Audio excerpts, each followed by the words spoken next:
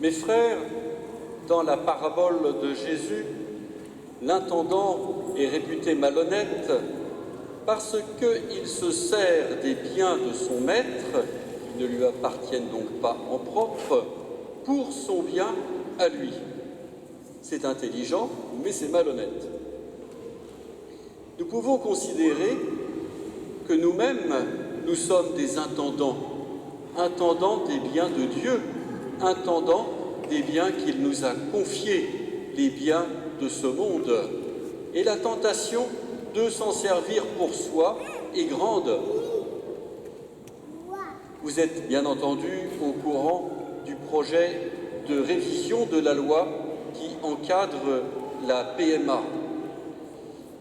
C'est exactement l'enjeu de cette révision de loi.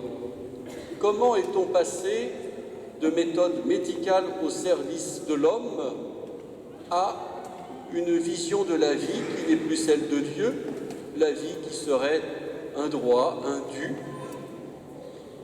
Je reviens un peu en arrière et je vous invite pour cela à lire le communiqué de Monseigneur Aumônier. Il est disponible sur les tables près des portes de l'Église et Monseigneur Aumônier entre tout à fait dans les vues de l'épiscopat français à la suite de Monseigneur Dornelas et de Monseigneur Aupetit qui sont largement montés au créneau à ce sujet-là.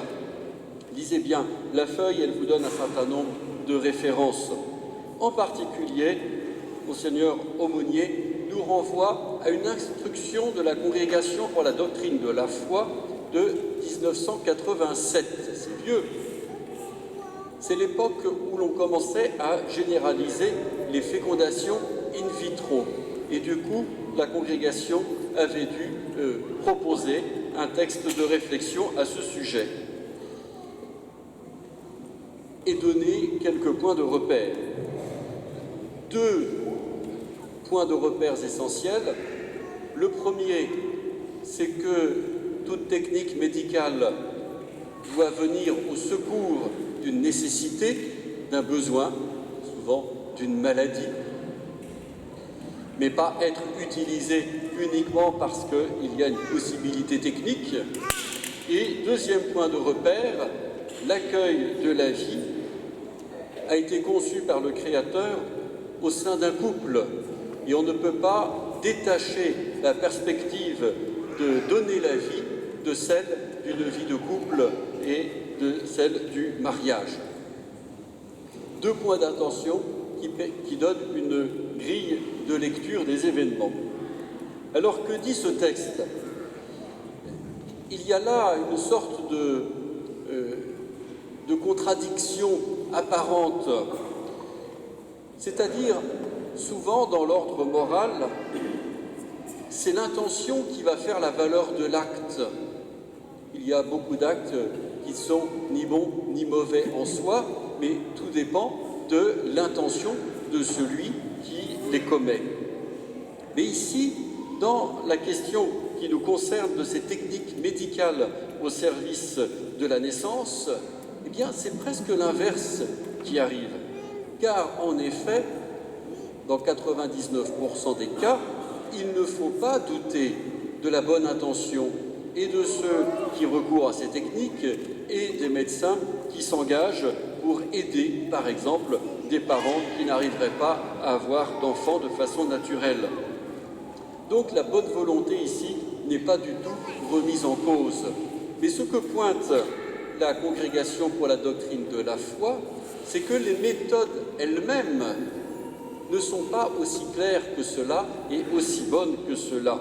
Et je vous donne un seul exemple, c'est que pour réaliser une fécondation in vitro, pour des raisons économiques, eh bien, le chercheur, le médecin, féconde plusieurs cellules. Et donc, celles qui ne sont pas utilisées sont mises au congélateur. C'est quelque chose qui devrait profondément nous choquer. Savoir qu'il y a des êtres humains avec tout le patrimoine génétique qui leur a été transmis par les parents et ils sont dans un congélateur. Et ça fait des années et des années que nous supportons cela. Donc c'était le point d'attention de ce document extrêmement réticent, à cause justement de paramètres que l'on ne contrôle pas et qui ne sont pas bons intrinsèquement. Alors à partir de là, eh bien, malheureusement, le fil continue à se dérouler et nous assistons aujourd'hui à un nouvel avatar de ces développements, c'est-à-dire la sortie, cette fois-ci, de ces techniques médicales du cadre parental. Et il est évident qu'on ne s'arrêtera pas là. Le texte des évêques de France le dit, et cela va de soi, à partir du moment où quelque chose est possible, qui va être capable de dire stop?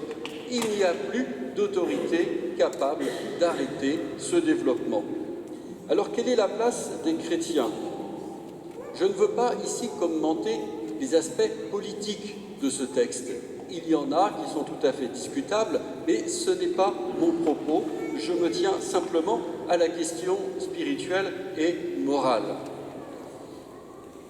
Bien entendu, en tant que citoyens, nous avons le devoir de participer à la vie de la société et donc de manifester nos intentions, et qui ne sont pas d'ailleurs nécessairement monolithiques. Cela fait partie du jeu démocratique. Donc, tenons notre place, c'est certain. Mais, si j'ose dire, les carottes sont déjà cuites.